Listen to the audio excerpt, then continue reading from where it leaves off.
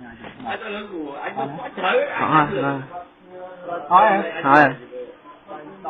ីវិតអ្នកផឹក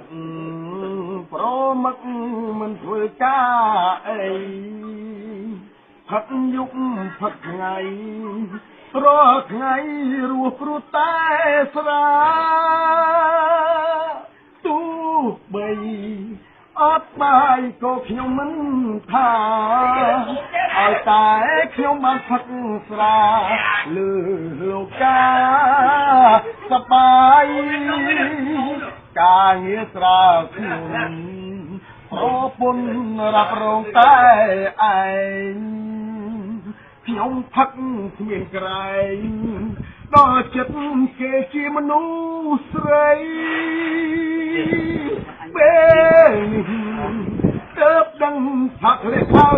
ជ័យប្រពន្ធលែងទ្រាំនឹងប្តីទើបស្រីទៅគ្មានត្រណោះពេលគ្មានអូនទើបដឹងខ្លួនខុសកាត់មកគឺជាមនុស្សប្រុសហេតុអ្វីធ្វើមិនដូចគេឃើញតែផឹកស្រាគ្មានទុំនេអោមាសមេបងដឹងខុសហើយសូមអូនវើវិញមកណានឹមនួន